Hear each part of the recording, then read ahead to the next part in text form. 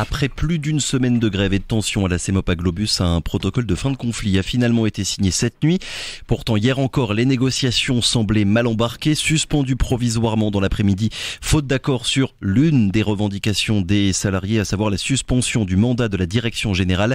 Finalement, tard dans la nuit, les trois parties, le président de la CACL, la directrice générale de la CEMOP à Globus et les représentants des salariés grévistes ont trouvé un terrain d'entente. Pour en parler et après avoir donné la parole avant-hier à Carla Balthus, Muriel Briquet est notre invitée ce matin. Bonjour. Bonjour. Et merci d'avoir accepté notre invitation, Muriel merci Briquet. De m'avoir invité. On vous reçoit, Kylian l'a dit, en tant que porte-parole des salariés grévistes. On va revenir évidemment sur la journée d'hier et plus généralement tout ce qui s'est passé à la CEMOP à Globus depuis la semaine dernière. Mais déjà, on va s'arrêter sur le protocole qui a été signé cette nuit. Qu'est-ce qu'il contient? Ça dit quoi? Et comment est-ce que vous êtes parvenu à trouver cet accord, Muriel Briquet? Écoutez, comme nous l'avons dit depuis le début, notre souci, c'était le souci des usagers. Donc en fait, pour nous, ce protocole correspond ainsi que tout le mouvement, parce qu'il faut se rappeler que le mouvement avait aussi cette vocation, c'est de faire vraiment comprendre ce qui se passait dans cette entreprise, de faire prendre compte de la mesure de ce qui se passe. Quand on dit que le service minimum, c'est la moitié de 11, non. En fait, un certain nombre de points du protocole de négociation et du protocole de fin de conflit font bien comprendre que d'abord, et la CEMOP et la CACL ont bien compris que le service normal, c'est 22 bus, que le service minimum, c'est 11, et que ça fait 3 ans que nous faisons le service minimum. Et faire le service minimum en continu, un service qui est prévu pour une période de crise ou une période dégradée, vous comprendrez que ça pèse à la fois sur le personnel, ça pèse également sur les usagers. Donc pour nous, le fait que l'ensemble des jours de grève ne soit en tout cas pas retirés, c'est la preuve que et la CEMOP et la CACL ont compris que les arguments que nous avons présentés quant à la situation actuelle, tant sur l'offre de services, tant sur la sécurité aussi des usagers, c'est-à-dire que de les conduire avec des bus défaillants, avec des défaillances qui sont majeures, comme le FAE, le frein d'aide à l'exploitation, où, je le rappelle, en 2014, à cause de ce frein, c'est 2 personnes qui sont mortes à Lorient. Et également d'autres points comme les problèmes de pneumatiques, les problématiques de défaillance des freins, les freins classiques, sont des points importants. Et ça a été entendu. Ça a été entendu par ceux qui donnent les ordres, donc la CACL, qui est l'autorité et qui a signé le contrat, par la direction de la CEMOP, qui jusque-là, en tout cas, en entravant le CSE, donc la discussion avec les salariés, faisait mine de ne pas comprendre, mais également, je dirais, tout le grand public, à la fois ceux qui prennent le bus, qui par exemple des fois pensent que c'est parce que le conducteur ne sait pas conduire qu'il fait des à-coups alors que c'est à cause du bus, qui ne comprend pas pourquoi est-ce que il y a autant de retard alors que c'est pas de notre faute. Voilà, aussi le grand public usagé comme non usagé ont compris qu'effectivement il se passait quelque chose et qu'il y avait matière à regarder ce qui se passe. Le problème de base, en tout cas c'est ce qui avait été annoncé, c'était l'état du matériel roulant, notamment sur les bus. Sur cet aspect-là, qu'est-ce qui a été décidé cette nuit? Est-ce qu'il y aura finalement du nouveau concernant l'état des bus? Rien n'a été décidé sur cette situation. Parce que effectivement, en tout cas, on nous a pas avancé d'éléments concrets. Vous savez, le point numéro 1 qui a bloqué hier, comme vous le dites, qui était le départ de la directrice, encore une fois, c'est l'analyse de la directrice. Je rappelle qu'on a demandé le suspension des mandats. C'est quoi la différence? Il y a une très grosse différence parce que dès le départ, ça veut dire qu'on demande à qu'elle quitte l'entreprise. Suspendre les Madame Balthus, donc la directrice générale, a reçu un mandat pour être directrice générale et pour gérer le transport. Mais de la part de la CACL, voilà, de on la l'indique part de évidemment la à tout le monde. CACL, mais plus que ça, de la part du conseil d'administration de la CACL. Mais un mandat, ça peut être suspendu. Ça ne veut pas dire qu'elle quitte l'entreprise. Et ce qu'on demandait, effectivement, c'est de mettre en place une direction générale de transition, le temps que des audits finalement extérieurs, d'ailleurs la CACL a confirmé qu'ils ont lancé des audits, mais en tout cas le temps que ces audits finalement objectivent les points d'opposition, parce que nous étions en opposition et nous souhaitions que les choses soient objectivées. Il ne s'agit pas de parole contre parole. Il y a effectivement forcément côté des conducteurs un ressenti et côté de la direction un autre ressenti. Et donc à un moment, il y a quand même quelqu'un au milieu qui peut objectiver. Et c'est ça que nous voulions. Donc cette suspension pouvait être de 6 mois si l'audit sortait en 6 mois, pouvait être de X mois. Nous, on avait mis 18 mois parce que vous savez très bien que vous allez en négociation, vous demandez le plus pour obtenir finalement quelque chose qui correspond à une poire en deux. Donc voilà, nous c'était ça. On a eu le ressenti précisément de Carla Beltus avant-hier sur la situation actuelle. Le vôtre et celui des salariés de la CEMOP, sur ce point-là, c'est quoi? Pour quelles raisons finalement vous avez demandé la suspension du mandat de la directrice générale? Alors, il y avait plusieurs aspects, il y en avait 3. Le premier aspect, c'était la question de la licence. La licence, c'est ce qui autorise quelqu'un ou une entreprise à exercer la fonction de transporteur. La licence de transport et l'inscription au registre des transports. Exactement. Vous l'avez pour les taximans, vous l'avez pour le transport de marchandises, vous l'avez aussi pour le transport de voyageurs. C'est-à-dire que n'importe qui transporte des voyageurs doit avoir cette licence pour démarrer les bus. Donc les bus ne circulent pas. Nous, on dit, et on l'affirme, qu'il n'y avait pas de licence pendant 3 ans, de 2021 à 2023. Et ce qui a finalement, et ça on l'a compris, vous savez, en deuxième partie de négociation, ce qui a fait que la négociation a été interrompue par la CACL à midi, c'est qu'effectivement ils étaient embarrassés sur cette question. Nous avons eu plusieurs fois les services de la JTM qui n'ont jamais eu une réponse très claire et toujours très ambiguë, puisqu'on leur disait, écoutez, s'il y a un numéro, envoyez-le. Et là, ça restait lettre morte. Il nous disait, oui, mais bon, on est en renouvellement. On dit, si renouvellement, il y a un numéro périmé, envoyez-le. Ça répondait pas. Et c'était exactement les mêmes oppositions qu'on avait toute la matinée. Et bizarrement, quand on revient à 18h, on nous présente une licence qui est valable à partir du jour où on était, c'est-à-dire du 18 janvier 2024. Donc pour nous, c'était la preuve qu'il n'y avait pas de licence avant. Mais bon, maintenant, il y a une licence, donc ce point-là tombe. Les 2 autres points qu'on avançait, puisque un gestionnaire de transport, il a 2 obligations réglementaires. C'est gérer la maintenance pour garantir la sécurité des personnels, des biens et également des personnes transportées. Sur cet aspect-là, vous comprenez bien que nous, on n'a pas les manettes. Ce qu'on disait par contre, c'est qu'en observant les comptes financiers de l'entreprise de 2021 et 2022, ce qu'on constatait, c'est qu'il n'y avait que 500 000 € qui étaient investis sur le parc. Sur 9 millions de budget, c'est pas grand-chose. D'accord ? Il y avait autant de maintenance que de carburant, ce qui est quand même étonnant. Et le pire, c'est qu'en 2022, il y en a moins sur la maintenance et il y a plus de carburant, alors qu'il n'y a pas plus de bus qui ont fonctionné. Donc on dit qu'il y a quelque chose qui ne fonctionne pas.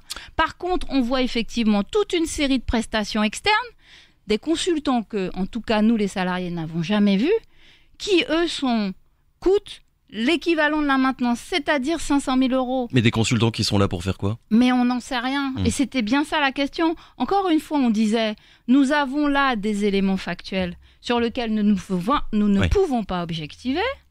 Nous avons demandé un rapport, le CSE, a demandé un rapport d'analyse des comptes de 2021. Et ce consultant qui a indiqué dans son rapport qu'il n'a pas obtenu de la direction tous les documents, d'ailleurs c'est un des points du protocole d'accord, puisque dans le protocole, le président dit « je veillerai à ce que tous les documents ». Donc c'est qu'on valide le fait qu'on ne le faisait pas. Eh ben, il dit la même chose que nous, qui trouve étonnant qu'il y ait si peu d'argent mis dans la maintenance et qu'il y en ait presque autant, voire plus, qui soit mis dans des prestations externes. D'où l'intérêt, et c'est le point numéro 6 et le dernière chose, c'était la gestion des ressources humaines et le dialogue social, qui est la 3e mission. Et on y reviendra. Et on y reviendra évidemment dans quelques minutes, Muriel Briquet. D'où l'intérêt, je poursuis ma phrase, d'avoir donc cet audit externe et indépendante. Je cite le point numéro 6 du protocole. Gestion financière, RH et production de la CEMOP pour la période 2021-2023. À ce niveau-là, est-ce que vous avez des informations sur l'arrivée de cet audit? Alors, le président de la CACL, aussi président du CA, c'est toute l'ambiguïté de cet exercice, a indiqué que la CACL a commandé un audit, mais a précisé qu'il n'était que financier. Bon. Nous, le CSE notamment, a demandé, puisque c'est dans ses prérogatives, une audite du dialogue social. L'audit qui est sorti en 2022 pour l'année 2021 dit que le dialogue social est entravé puisque le CSE fait l'objet de ce qu'ils appellent des entraves systématiques. Concernant la partie financière de 2021, malgré l'absence d'un certain nombre de documents, ils trouvent quand même les comptes quelque peu étonnants et notamment les créances pour la totalité des charges sociales. Donc ça aussi, c'est inquiétant. Donc là, la directrice s'est engagée à fournir les éléments pour que cet exercice soit renouvelé pour 2022. Je crois que la présentation ou l'analyse ne devrait pas tarder. Donc ça va être fait coup par coup et à chaque fois par le CSE, toujours en étant sous le couperet que la directrice fasse traîner pour les documents. Mais elle a dit, je l'ai entendu tout à l'heure sur Guyane Première, que effectivement les choses allaient changer. Nous le verrons très rapidement. Muriel Briquet, hier après-midi, et je le disais en introduction, les négociations ont été suspendues un moment.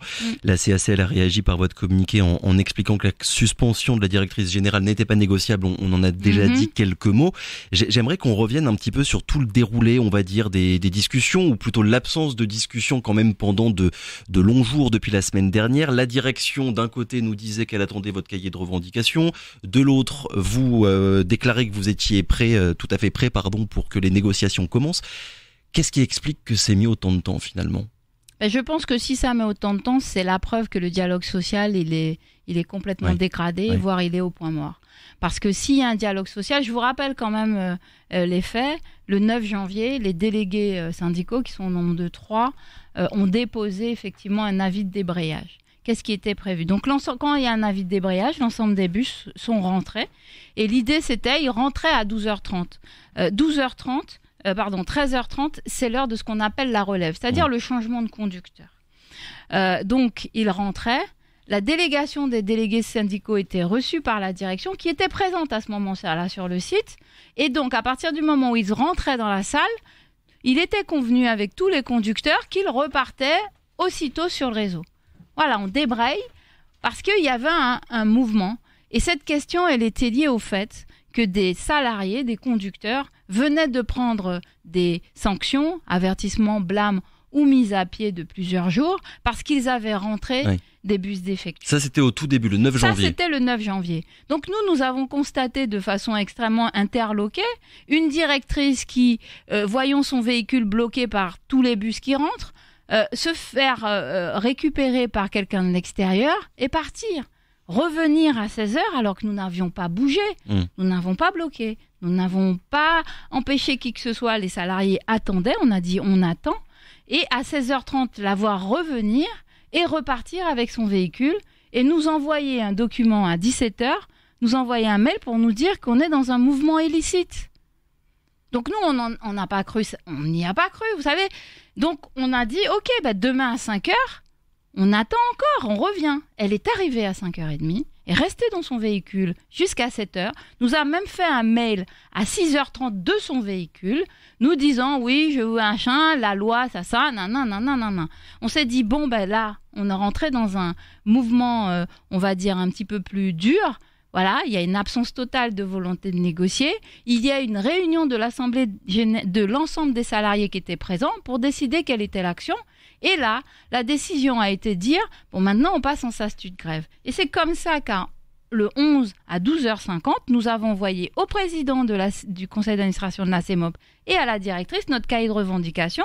Et qu'à 15h, le président de la CACL, qui là s'est présenté comme président de la CACL et pas président du conseil d'administration, nous reçoit pour dire qu'il est dans une posture d'écoute, qu'il a bien reçu notre cahier de revendication et qu'en l'occurrence, il va s'attacher à mettre les partis autour de la table. Mais alors comment se fait-il avant-hier quand on reçoit Carla Beltus à ce même micro qu'elle nous dit « je n'ai pas encore reçu le cahier de revendication des salariés » ?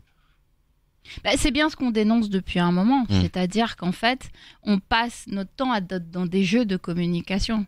C'est comme ça aussi qu'on entrave le CSE. On entrave le CSE en disant qu'on n'a pas bien compris, que c'est pas ça qu'on voulait dire, que voilà. Donc c'est pareil. Encore une fois, nous on l'a dit, ça fait partie des éléments. Un management qui est autoritaire et unique, c'est-à-dire qu'au bout d'un moment, quels que soient les arguments que vous présentez, à la fin, c'est moi la bosse. Muriel Briquet, une partie des salariés qu'on a entendus durant ce conflit ont dénoncé le silence de la classe politique guyanaise. On a eu évidemment des prises de position de la CACL, vu que c'est la collectivité compétente en la matière, mais rien, ou alors ça m'a échappé, de la part des maires de la collectivité territoriale de Guyane. Comment est-ce que vous interprétez cette position-là, ce positionnement-là, pardon? Je vous avouerai qu'on a été face, effectivement, parce que si vous regardez la situation de la CEMOP, en tout cas, exerce pour 3 communes, des usagers de Cayenne, de Rémire et de Matoury. Plus, bien sûr, la CACL. Si vous faites la somme de tous ces élus, ça fait à peu près 150 élus. Sur 150 élus, effectivement, nous avons été très surpris de ne pas voir la moitié du tiers d'un communiqué de presse qui pouvait ne pas être du tout engageant en disant on appelle les parties et on appelle les parties à négocier.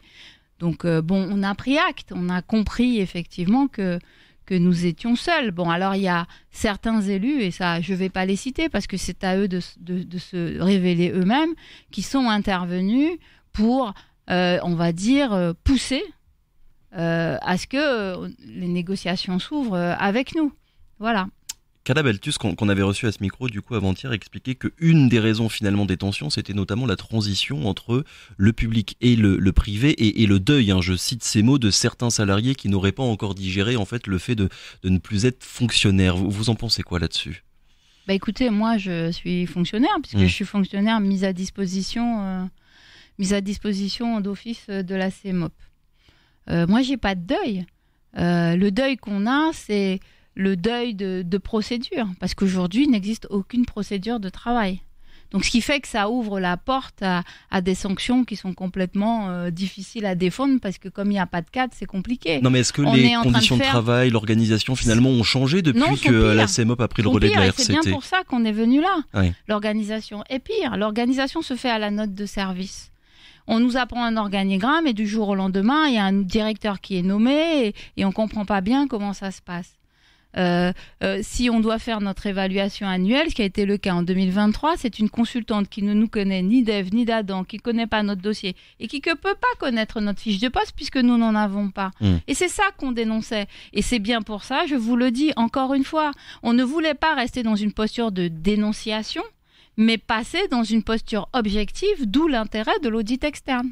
Je vais reformuler ma question. Les débrayages et les mouvements de grève de la CEMOP ex-RCT, j'exagère à peine, mais c'est presque devenu un rendez-vous annuel très régulièrement. Je suis pas d'accord avec vous. Il y en a quand même beaucoup, Muriel Briquet. Beaucoup, ça veut dire quoi? Je dis pas trop, je dis simplement qu'on constate qu'il y en a. Il y en a eu en 2021, en 2022... et en 2024. Non, mais ça traduit quand même qu'il y a, et c'est ce que vous disiez vous-même il y a quelques minutes, qui est mort. Parce que finalement, ce que vous êtes en train de me dire, c'est que c'est la même chose que ce qu'on avait à l'époque de la RCT, quelque chose près. En termes de régularité. J'essaye de comprendre le problème originel, en fait, pour qu'on ait comme ça, année après année, Le problème originel, ce sont les conditions de travail. Le problème originel, ça reste la qualité du matériel qui est mis à notre disposition. En tout cas, je dis nous, parce que je parle au nom majoritairement de conducteurs, donc il faut pas le prendre personnellement. J'ai regardé le reportage qu'a fait Guyane Première sur cette situation. Ils sont remontés en 2012. Écoutez, c'est les mêmes revendications. Problème de bouton d'alerte, problème d'entretien du matériel, problème de clim, et c'est toujours les mêmes problèmes. Donc il y a bien une continuité entre RCT et CEMOP Globus, finalement. C'est bien triste, parce qu'on ne nous a pas vendu une continuité. On nous a dit, la CEMOP, vous verrez, ça va être l'amélioration de l'offre de service. Elle ne s'est pas améliorée, elle s'est dégradée. Parce que du temps de la RCT, nous étions à 18 services sur 22. 75% de production. 1,5 million de recettes sur le réseau. Aujourd'hui, nous sommes à 11 services et moins d'1 million de recettes. Mais du coup, la question qui se pose, c'est est-ce que là, ce protocole de fin de conflit, finalement, peut garantir que la situation s'améliore véritablement à long terme? Nous sommes obligés de faire acte de foi, si vous voulez. Parce que on vous a dit, c'était pour dénoncer la situation, c'était aussi pour que on sorte finalement de ces jeux de communication et de manipulation, et que la population puisse se saisir de dossiers et comprendre que quand on dit qu'il y a 1 heure de retard, c'est pas parce que le conducteur il est pas venu, il est en arrêt maladie. Je vous le répète. ça fait 3 ans que vous avez 3 ou 4 conducteurs qui attendent un bus pour aller sur le réseau. Et c'est pas la vocation d'un conducteur de rester assis pendant 7 heures à attendre. Voilà. Que si jamais un bus, on le voit arriver, puis d'un seul coup, on le voit avec le signal dépôt et qu'il retourne, c'est parce qu'il est en panne. Voilà. C'est ça que ça veut dire. Et que normalement, ces choses-là ne devraient pas arriver. Dernière question, Muriel Briquet. Là, on le sait, il y a le projet du futur TCSP qui se prépare. Est-ce que d'après vous, les conditions, elles sont réunies pour que ça se passe bien? L'une de vos revendications, c'était d'avoir justement un engagement de la CACL pour ne pas donner le TCSP en gestion à la CEMOP à Globus sur ce point-là. Ça donne quoi? Alors, juste pour vous le rappeler, on l'a retiré ce point. Vous avez retiré ce point? Oui, okay. On l'a retiré, puisque, encore une fois, quand on rentre dans une négociation, il faut savoir échanger. Le président a présenté des arguments réglementaires. Je pourrais avoir un avis et dire que c'est léger, mais on les a acceptés, puisqu'encore une fois, ce n'est pas moi qui décide. L'ensemble des salariés a dit, ce point-là, on lâche. On a appris néanmoins que effectivement le mode de gestion du TCSP et des actuelles lignes, ça va être en CEMOP. Et là, nous sommes inquiets. Muriel Briquet, merci beaucoup d'avoir été avec nous ce matin pour revenir donc sur ce protocole de fin de conflit signé cette nuit. Allez-y, vous voulez ajouter un dernier mot? Oui, je voulais juste profiter de ce micro pour remercier toutes les sections syndicales qui nous ont soutenus.